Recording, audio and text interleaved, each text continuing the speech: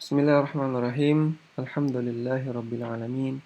Hamdan katsiran thayyiban barakan fih, kama yuhibbu rabbuna wa yardah. Wassalatu wassalamu ala nabiyyina Muhammadin wa ala alihi wa sahbihi ajma'in, amma ba'd.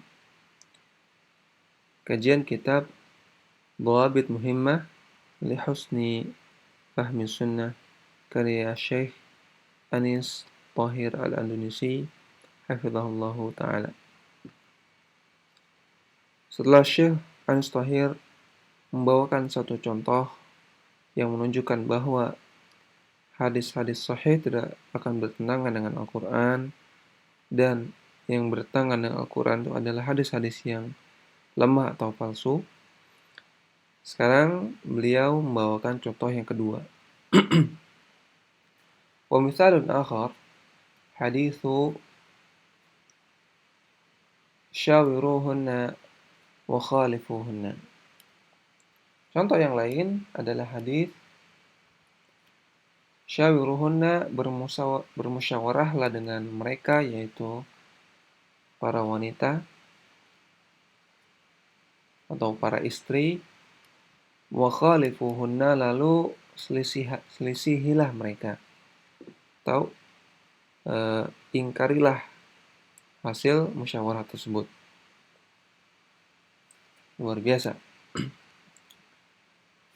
Qala al-hafidhu as-Sakhawi batilun la asla lahu. Al-Hafidh as-Sakhawi mengatakan hadis ini batil, tidak ada landasannya sama sekali.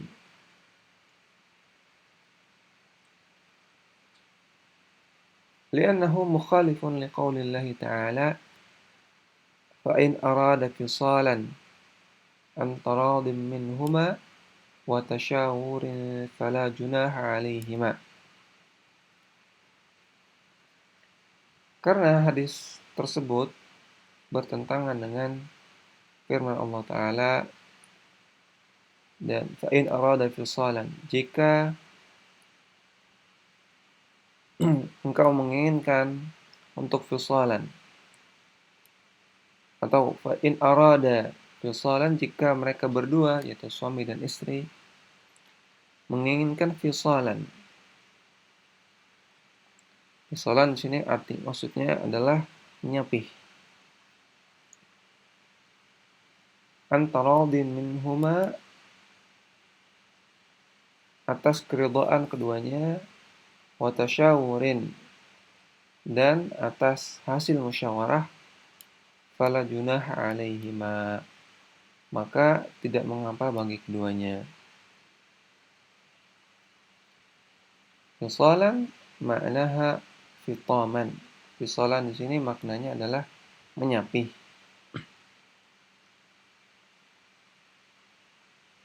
Dallatil ayatu ala masyru'iyyati istisyaratir rajuli zawjatahu fi sya'ni radi'ihima.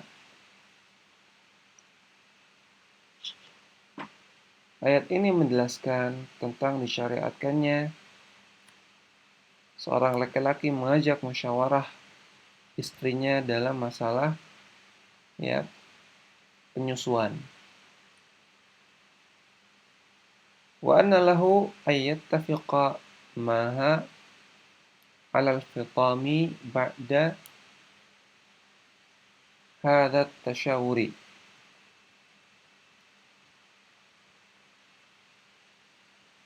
Dan boleh baginya, bagi sang suami, untuk menyetujui istrinya dalam masalah penyapihan ini setelah terjadi musyawarah.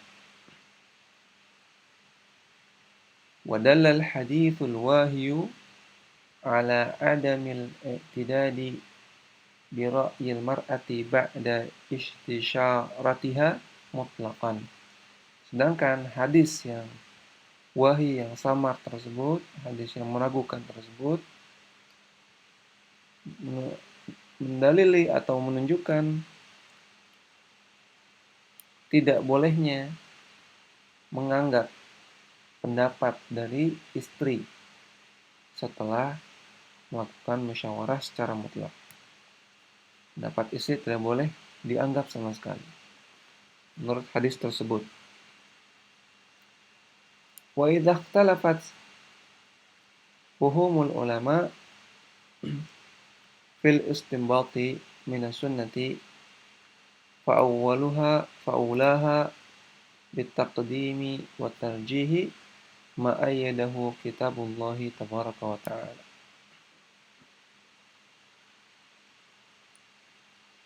Atau sebelumnya bahwasanya ayat di atas membolehkan seorang suami mengambil atau menyetujui pendapat istri setelah dilakukan musyawarah, sedangkan dalil hadis yang wahyi, hadis yang lemah tersebut menunjukkan sebaliknya. Ini menunjukkan bahwasanya hadis yang bertentangan dengan Al-Quran hanyalah hadis yang lemah. Kemudian wa idza ikhtalafat fuhumul ulama, jika berselisih pemahaman para ulama dalam istimbat mengambil hukum dari as-sunnah, maka yang paling utama untuk dikedepankan dan untuk dikuatkan adalah pendapat yang dikuatkan oleh kitabullah tabaraka wa ta'ala.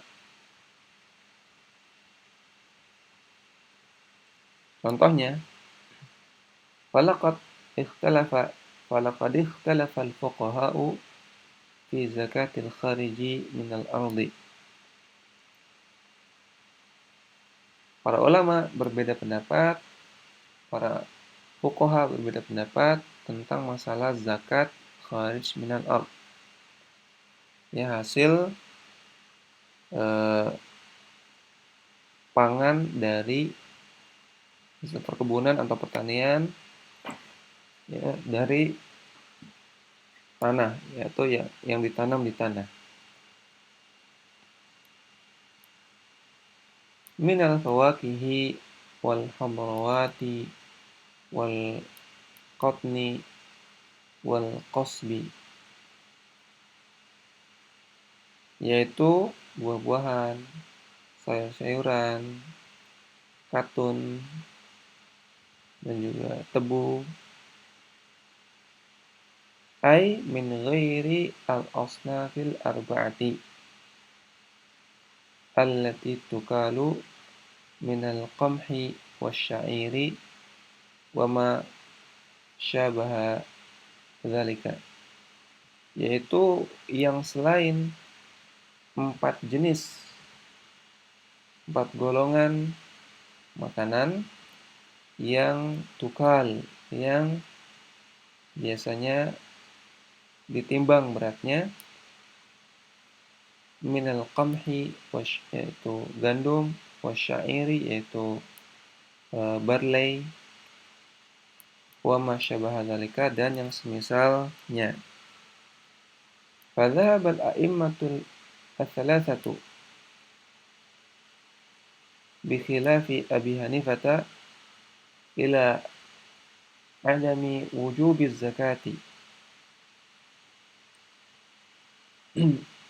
Para imam yang 3 selain Abu Hanifah dzahaba berpendapat bahwasanya tidak wajib zakat pada fi ghairi al-asnafi allati tukal, pada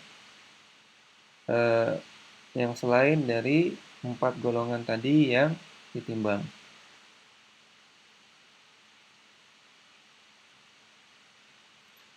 Wa khalafahum Abu Hanifah fadhahaba ila wujubiz zakati fi kulli asnafil ma'kuli qutan kana au ghairahu.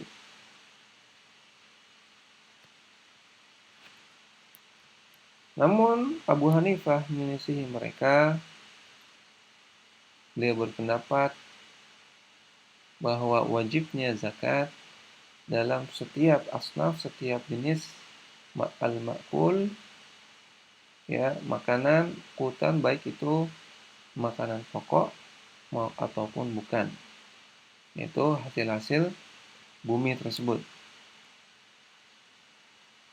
perkebunan dan pertanian. Qala Abu Bakr bin al-Arabi fi kitabih Ahkamul Quran. Abu Bakar Ibn Arabi dalam kitabnya Ahkamul Quran mengatakan, Amma Abu Hanifata faja'ala al-ayata mir'atahu fa'absara al-haqqa. Adapun Abu Hanifah, beliau menjadikan ayat tersebut sebagai cerminannya, maka ia pun melihat kebenaran. Fa'aujabaha fil ma'kuli qutan kana aw ghairahu. Beliau mewajibkan dalam al-ma'kul makanan-makanan tersebut, baik itu makanan pokok ataupun bukan. Beliau mewajibkan zakat. Wa bayyana Nabiya sallallahu alaihi wasallam dzalika, dan Nabi SAW telah menjelaskan hal itu fi umumi qawlihi, dalam keumuman sabdanya, fima saqatas sama al-usyur, dalam setiap yang diairi dari langit, fima saqatis sama al-usyur, setiap yang diairi dari langit, dari air hujan, yaitu ada zakat al-usyur, 1/10.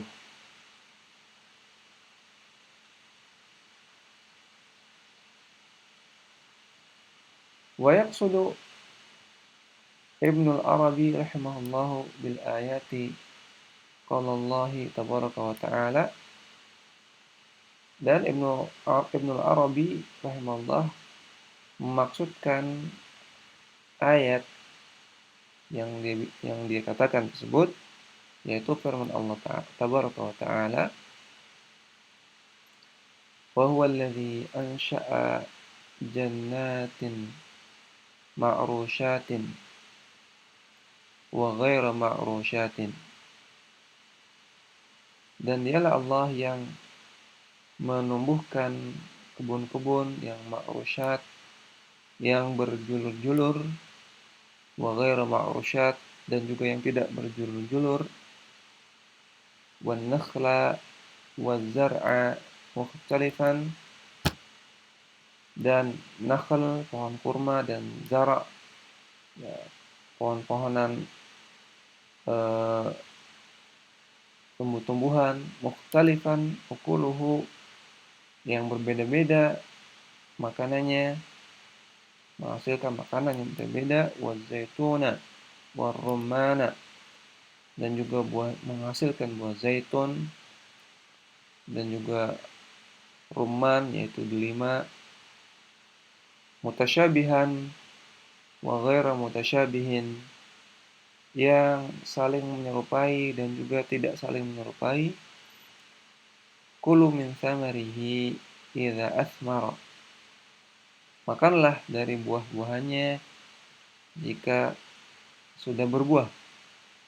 Wa atu haqqahu yauma hasadih, dan ya datangkanlah haknya ketika hari panennya.